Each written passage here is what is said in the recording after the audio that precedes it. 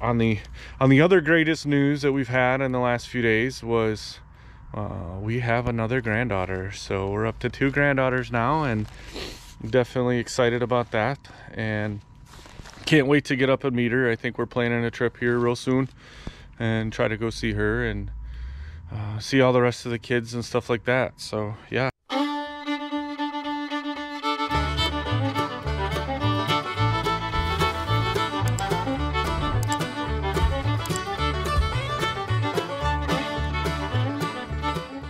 So, good morning from the ridge. It took a couple days to plan and plot and lay things out and make all the adjustments that we're going to make for the tiny house addition and to get it ready for us instead of Jake. So, it's kind of what we've been doing the last couple days. So sorry, there's no real footage of that, but no one wants to see us plotting and playing and laying tape lines on the floor. So this morning we get a call, and we may be getting a visit from one of our other sons, and I got to thinking, where are we gonna put another kid? I want them all to come. And there was talks that we would always, well then our daughter and her significant other want to come too. So we're trying to figure out, okay, where we're gonna put everybody. And we've talked about putting up little cabins, you know, whether they're just like an extra bedroom space or whatever. You see where I'm going with this, don't you? So we're clearing a site today, and we're going to start on a second tiny house cabin because we want to have that space for other of our kids. We have 7 together, for any of them that want to come visit. So plus with the changes that we're going to be making to the tiny house, it's going to take us a little longer to get it completed. And as much as we all love each other, we're 3 grown adults trying to cohabitate in a 32-foot camper, and I think we're all ready for a little bit of privacy and personal space. So it works out because this could be Jake's temporary cabin. We're talking simple, 4 walls and a cot, you know, basically. But big enough that he can fit a bed, you know, do his TV, his gaming, and as our other kids filter down to visit, we have a little bit more space. And when that's empty, then friends and family and, you know, whoever else. So that's what we're working on today, as well as going to pick up some more bargains that we found on the marketplace. So we're gonna have to drive like an hour and 15 minutes around 4 o'clock. And so to pick up our next goodie that we found on the marketplace. And then tomorrow we have another goodie that we're gonna drive about the same amount of time for to help us out with tiny house. So I have to see what those bargains are. And I'm gonna go ahead and stick this on a time lapse as we're clearing. So yeah, join us for another ride. This is just what we do. We just are trying to make the best of a situation where we've got 7 kids and we want them to come. So if we want them to come, build it and they will come, right? So that's where we're at. I don't even know anymore. So we'll see you in a bit. Peace out.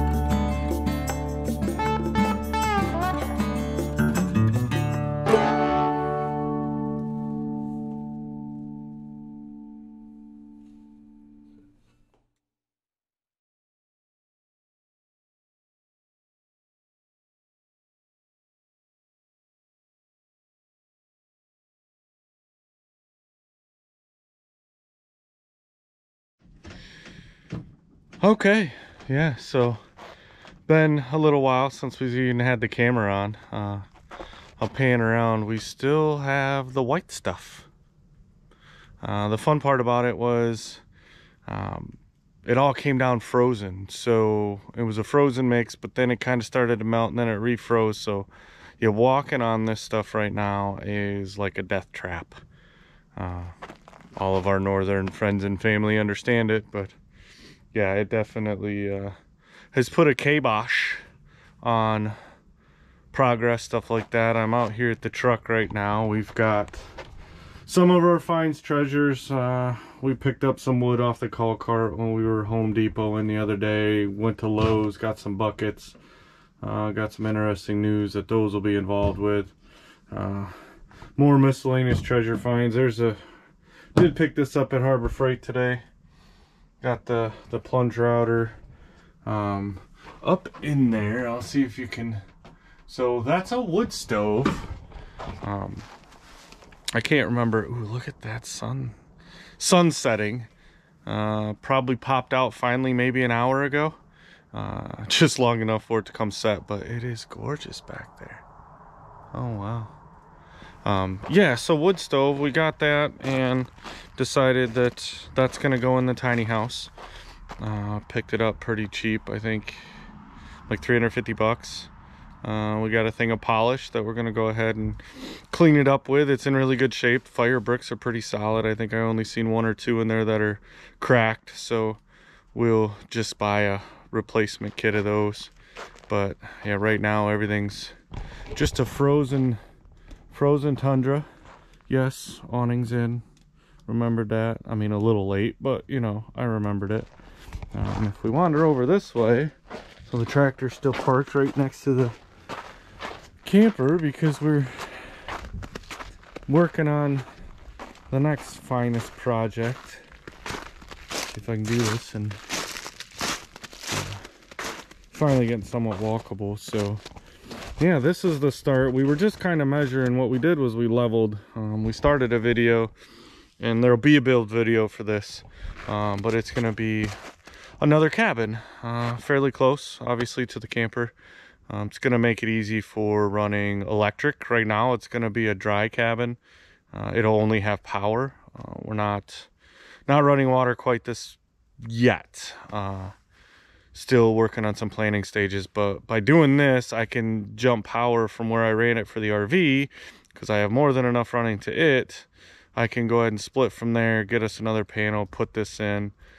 This is going to give Jake a place, at least for right now, to where he's not stuck in the camper if he doesn't want to. It'll be close enough, but he's really looking forward to getting a regular bed. So we said, you know what, we want a guest cabin. We know a lot of people want to come visit, so we're going to go ahead. This will be dimensionally, it's 8 foot wide. We set these posts, and I say set by, we stacked bricks up and leveled it all out. And then there is another video that we started, but the weather came in, so we couldn't finish. These aren't nailed in. This was just up here for measurements, give us guidance. So what'll happen is it's from this post down to that post is 16 foot. It's 8 foot wide. But we are gonna do, we're gonna have to put a support, or at least a couple supports, something up underneath here. So the cabin itself will be 8 by 16. Or 16 by 8, you know, which way. This will be a 4 foot porch, so you'll come up the porch in.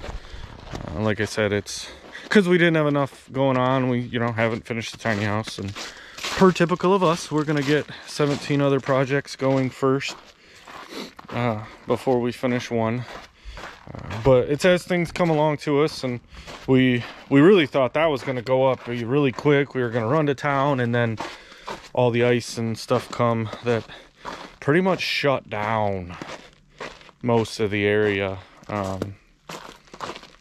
I was able to go into town yesterday morning for a medical appointment, and it was, the roads were covered, just solid ice. They use this spray down here, I guess, that is supposed to be a de-icer, de-thaw, I don't know what it does, but the main roads are all clear. Like, we've been out today, We just got back. Been pretty much gone all day. We got a later start than we wanted, but you know, what's new? But we went and picked up some more lumber. I know we have the mill, but we're in no way, shape, or form ready to be milling. We got it because we need, you know, we knew we were gonna need it. And it will get lots of use in the future, but for right now, in order for us to work on the tiny house, we needed to get us some already done lumber. So I'll see if I can. This is some nice rough sawn, like 1 inch thick. It's all pine, but they're anywhere between, looks like 8 to 12 inches wide, anywhere from 8 to 9 foot long. She found a sawmill company. They were just a little over an hour away from here, that the guy was selling it. I think this whole stack, this rack, pallet, whatever you want to call it, was like 350 bucks. And trying to do solutions for getting said tiny house done, we opted to go with this. We wanted real wood, and that was our thing. Was we started pricing what it was going to cost for any alternatives. We even went as far as maybe drywall. My concern with drywall, we know that was probably going to be the least expensive and the quickest ish way of getting the inside of the tiny house finished. But my concern was this isn't sitting on a traditional poured foundation. So knowing it's going to shift, it's going to move, you know, it's sitting on top of the ground with rocks. We do have plans of jacking it up in a couple spots to do a little bit better bracing foundation wise, knowing that we're going to be living in it. We are back to the plan. I don't know if we said it in another video, but we originally were looking at going, so if I turn you around, we were going to go another 8 foot out.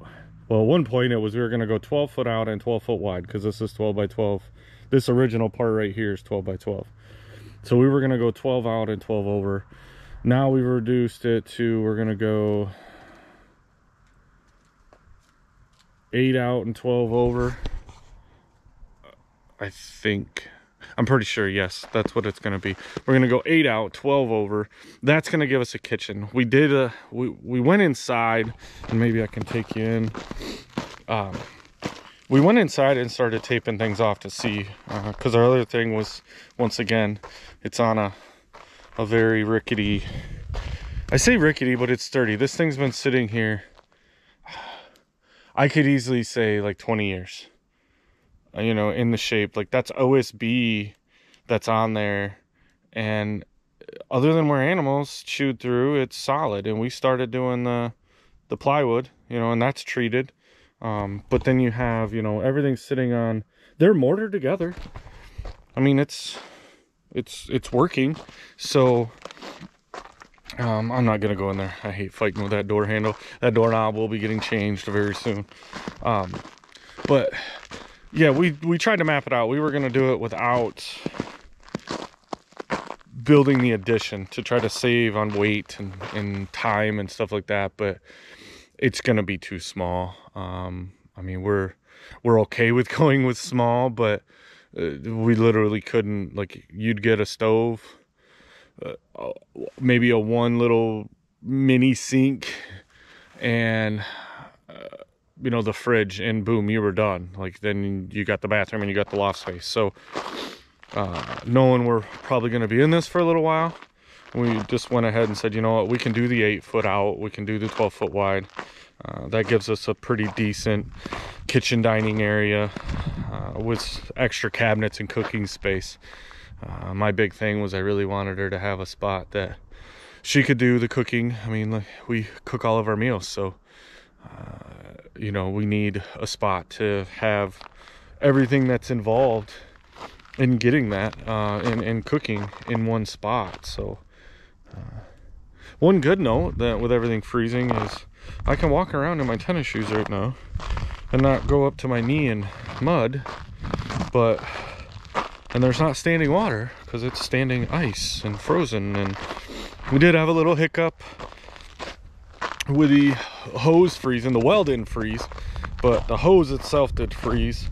I took a couple of them out and thought just by putting them in the well house it would have kept them thawed enough. I do have that heat lamp in there, but that only comes on when it's below freezing, and it wasn't enough. So had to pull out the old, unhook the hoses, put them in the shower and just let them thaw out for half the day, and we filled up. But we definitely survived the freeze. Looks like one of our deliveries is here, so I'm gonna step away and go get that. Oh, okay, it's recording. Just had to bring it up. This, I know the camera's not doing it any justice, but just gorgeous. So glad we chose. I know it's super crunchy in the sound. Hopefully it's not too bad, but we just wanted to throw something out there. I had to come get the package and show everybody kind of, hey, we're still alive, we're moving, and what's been going on. It's, like I said, been slow, but it got up to 40 today, luckily. But of course we were out driving, trying to go get that lumber on the trailer, so the things you gotta do. But nothing froze inside the camper. I think I was starting to talk about that. The hoses froze. I got them thawed out, we're good to go now. But they just a hot mess. So we're gonna make some noise, work on figuring out what we're doing for dinner, and then probably relax and then hit it early in the morning. So hopefully we'll be able to get some more build videos out. I'm not sure. We've got enough stuff we can start doing, running at least the electrical boxes and that kind of stuff. Get that stuff started in the tiny house. We did buy some of those supplies. That's part of what's here in the back of the truck. And I'm trying to also look at building supplies for that little new cabin over there. The intent was we were going to try to build it with everything that we had, but we knew we didn't have the outside material, but we thought we'd have exactly enough for the framing, and we'll be just a little bit shy. So we're going to change that up and get that design, but that should go up fairly quick. There's not, I mean, it's going to be 4 walls and a roof. I'll have some power running over there, and that'll be about it. Give Jake a spot. He really needs it. Be able to get his video game setup going. We've got some plans with building up his video game setup. Been pretty cool. Something that I hadn't really got into, but I understand it. I've seen a lot of it. But building him a racing seat and that kind of stuff. So that'll be a cool thing to throw out. And on the other greatest news that we've had in the last few days was we have another granddaughter. So we're up to 2 granddaughters now, and definitely excited about that, and can't wait to get up and meet her. I think we're planning a trip here real soon and try to go see her and see all the rest of the kids and stuff like that. So yeah, we just wanted to get a quick update. Not anything crazy in this video. We've been pretty much hunkered down. That's why there hasn't been any video. It's been miserably cold in the low 20s, high teens, and just, yeah, burning through the propane. Like, I can't wait till we're in the tiny house and can run some wood. So we'll hopefully get something out. I think she's got 1 or 2 cooking videos lined up too, so be patient with us and know that we're doing all right, we're making it, and we'll see you on the next one. Bye.